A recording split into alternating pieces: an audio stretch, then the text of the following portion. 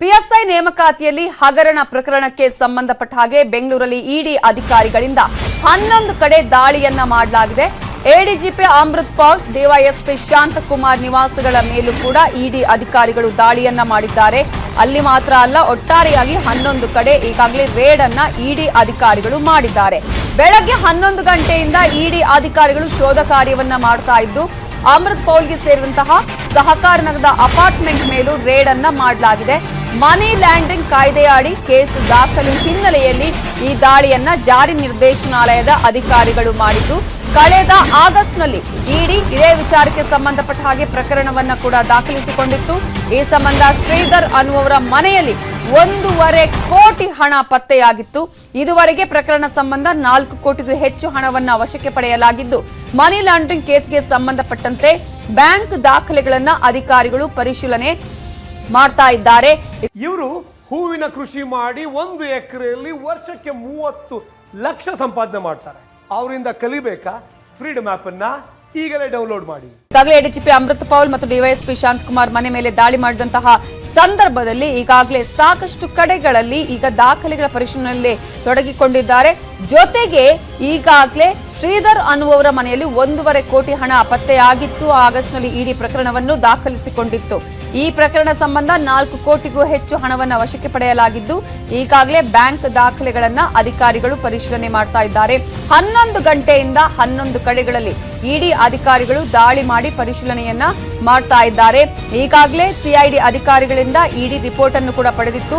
ನಗದು ರೂಪದಲ್ಲಿ ಹೆಚ್ಚಿನ ಹಣದ ವಹಿವಾಟುಗಳು ನಡೆದಂತಹ ಹಿನ್ನೆಲೆಯಲ್ಲಿ ಆ ಒಂದು ಹಣದ ವಹಿವಾಟನ್ನ ಆರೋಪಿಗಳು ನಡೆಸಿದ ಹಿನ್ನೆಲೆಯಲ್ಲಿ ಬೇನಾಮಿ ಮತ್ತು ಅಕ್ರಮ ಹಣ ವರ್ಗಾವಣೆ ಅನುಮಾನ ಹಿನ್ನೆಲೆಯಲ್ಲಿ ಈಗಾಗಲೇ ದಾಖಲೆಗಳ ಪರಿಶೀಲನೆಯಲ್ಲಿ ತೊಡಗಿಸಿಕೊಂಡಿದ್ದಾರೆ. ಪಿಎಸ್ಐ ಪ್ರಕರಣಕ್ಕೆ ಸಂಬಂಧಪಟ್ಟ ಹಾಗೆ ದಿನನಿತ್ಯ ಬೇರೆ ಬೇರೆ ರೀತಿಯಾದಂತಹ ಒಂದಷ್ಟು ಬೆಳವಣಿಗೆಗಳು ಆಗ್ತಾ ಇರೋದನ್ನ ನಾವು ನೋಡ್ತಾ ಇದ್ದೀವಿ. ಈಗ ಇಡಿ ಅಧಿಕಾರಿಗಳು ಇವತ್ತು 11 ಕಡೆಗಳಲ್ಲಿ ದಾಳಿಯನ್ನ ಮಾಡಿ ಸಾಕಷ್ಟು ಮಾಹಿತಿಗಳನ್ನು ಕಲೆ ಹಾಕಿದ್ದಾರೆ. ದಾಖಲೆಗಳ ಪರಿಶೀಲನೆಯಲ್ಲಿ ತೊಡಗಿಸಿಕೊಂಡಿದ್ದಾರೆ. ಇದೇ ವಿಚಾರಕ್ಕೆ ಸಂಬಂಧಪಟ್ಟ ಹಾಗೆ ಇನ್ನಷ್ಟು ಡೀಟೇಲ್ಸ್ ಕೊಡೋದಕ್ಕೆ ನಮ್ಮ ರಿಪೋರ್ಟರ್ ಗಂಗಾಧರ್ ಈಗ ನೇರ ಸಂಪರ್ಕದಲ್ಲಿ ಜಾಯ್ನ್ ಆಗಿದ್ದಾರೆ. ಗಂಗಾಧರ್, ಈಗಾಗಲೇ ಇಡಿ ಅಧಿಕಾರಿಗಳು ಈ ಒಂದು ಮನಿ ಲ್ಯಾಂಡ್ರಿಂಗ್ ಆಗಿರ್ಬೋದು, ಅಕ್ರಮ ಹಣ ವರ್ಗಾವಣೆ ಪ್ರಕರಣಕ್ಕೆ ಸಂಬಂಧಪಟ್ಟ ಹಾಗೆ ಏನಾದರೂ ದಾಖಲೆಗಳು ಅವರಿಗೆ ಸಿಕ್ಕಿದೆಯಾ, ಹೇಗೆ?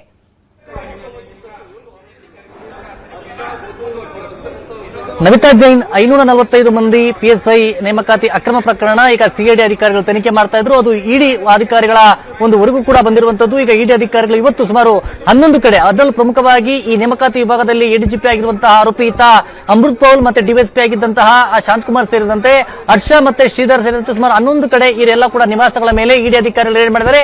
ಪ್ರಮುಖವಾಗಿ ಸಿಐಡಿ ಅಧಿಕಾರಿಗಳು ಇನ್ವೆಸ್ಟಿಗೇಷನ್ ಮಾಡಿದಂತಹ ಸಂದರ್ಭದಲ್ಲಿ ಸುಮಾರು ನಗದು ರೂಪದಲ್ಲಿ ಕೋಟ್ಯಾಂತರ ರೂಪಾಯಿ ಹಣ ವರ್ಗಾವಣೆ ಆಗಿರೋ ಬಗ್ಗೆ ಸಂಬಂಧಪಟ್ಟಂತೆ ಒಂದು ರಿಪೋರ್ಟ್ ಅನ್ನ ಇಡಿ ಅಧಿಕಾರಿಗಳು ಸಿಐಡಿ ಅಧಿಕಾರಿಗಳು ಇಡಿ ಅಧಿಕಾರಿಗಳಿಗೆ ಒಂದು ನೀಡಿದ್ರು.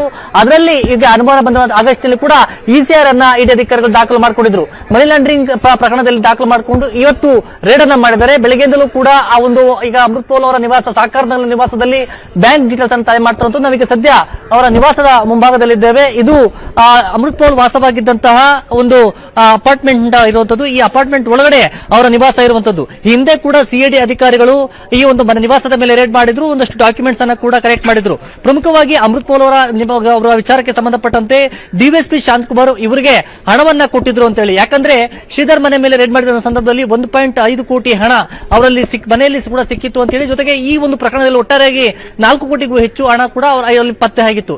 ಹೀಗಾಗಿ ಈ ಪ್ರಕರಣದಲ್ಲಿ ಹೆಚ್ಚಾಗಿ ಮನಿ ಲ್ಯಾಂಡ್ರಿಂಗ್ ಬೇನಾಮಿ ಆಸ್ತಿ ಮಾಡಿರುವಂತಹ ಅಧಿಕಾರಿಗಳು ಸಿಕ್ಕಿರುವಂತದ್ದು. ಈಗ ಸದ್ಯ ಇಸಿಆರ್ ಪ್ರಕರಣವನ್ನು ದಾಖಲು ಮಾಡಿಕೊಂಡು ಯಾವ್ಯಾವ ಖಾತೆಗಳಿಂದ ಯಾವ ರೀತಿ ಅಮೌಂಟ್ ಟ್ರಾನ್ಸಾಕ್ಷನ್ ಆಗಿದೆ, ನಗದು ರೂಪದಲ್ಲಿ ಎಷ್ಟು ಅಮೌಂಟ್ ಟ್ರಾನ್ಸಾಕ್ಷನ್ ಆಗಿದೆ, ಮತ್ತೆ ಇವರ ಕುಟುಂಬಸ್ಥರು ಅಮೃತ್ ಪೌಲ್ ಆಗಿರಬಹುದು ಮತ್ತೆ ಫ್ಯಾಮಿಲಿ ಮೆಂಬರ್ಸ್ ಮಾಡಿದ್ದಾರೆ ಅಂತ. ಯಾಕಂದ್ರೆ ಇದರಿಂದ ಕೂಡ ಪ್ರಾಪರ್ಟಿಯನ್ನು ಹೆಚ್ಚಾಗಿ ಮಾಡಿದರ ಬಗ್ಗೆ ಅಮೃತ್ ಪೌಲ್ ಅವರ ವಿರುದ್ಧವಾಗಿ ಗಂಭೀರ ಆರೋಪಗಳು ಕೇಳಿ ಬಂದಿತ್ತು.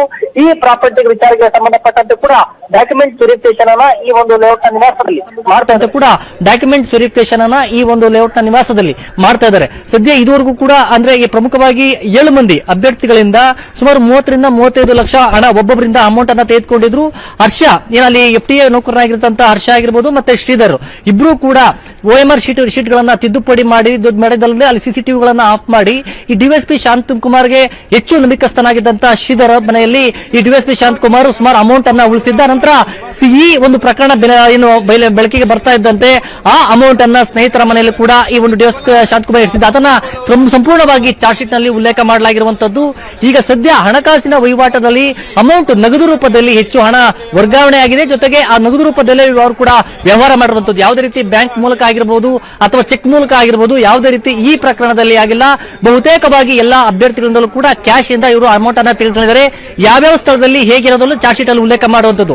ಅಭ್ಯರ್ಥಿಗಳನ್ನ ಸಂಪರ್ಕ ಮಾಡಿದ್ದು ಹರ್ಷ, ಅವರಿಂದ ಹಣ ಸಂಗ್ರಹ ಮಾಡಿದ್ದು ಹರ್ಷ, ಆದ್ರೆ ಆ ಹಣವನ್ನ ಪಡ್ಕೊಂಡಿದ್ದು ಶ್ರೀಧರ್. ಆ ಶ್ರೀಧರ್ ಡಿವೈಎಸ್ಪಿ ನ ಶಾಂತಕುಮಾರ್ಗೆ ಕೂಡ ಕೊಟ್ಟಿದ್ದ ಅನ್ನೋದ್ರ ಬಗ್ಗೆ. ಆದ್ರೆ ಶ್ರೀಧರ್ ಇಲ್ಲಿ ಇವರ ಹತ್ರ ಏನೋ ಅಮೃತ್ ಪೋಲ್ ಅವರ ಹತ್ರ ಹಣಕಾಸಿನ ವ್ಯವಹಾರಕ್ಕೆ ಸಂಬಂಧಪಟ್ಟಂತೆ ಇಬ್ಬರು ಕೂಡ ಇರುವಂತದ್ದು. ಈಗ ಸದ್ಯ ಈ ಇಬ್ಬರ ಡಿವೈಎಸ್ಪಿ ಶಾಂತಕುಮಾರ್ ಆಗಿರಬಹುದು, ಅಮೃತ್ ಪೋಲ್ ಇಬ್ಬರ ಮನೆಯಲ್ಲೂ ಕೂಡ ಇನ್ನೂ ಇಡಿ ಅಧಿಕಾರಿಗಳು ತನಿಖೆಯನ್ನ ಮಾಡ್ತಾ ಇದ್ದಾರೆ.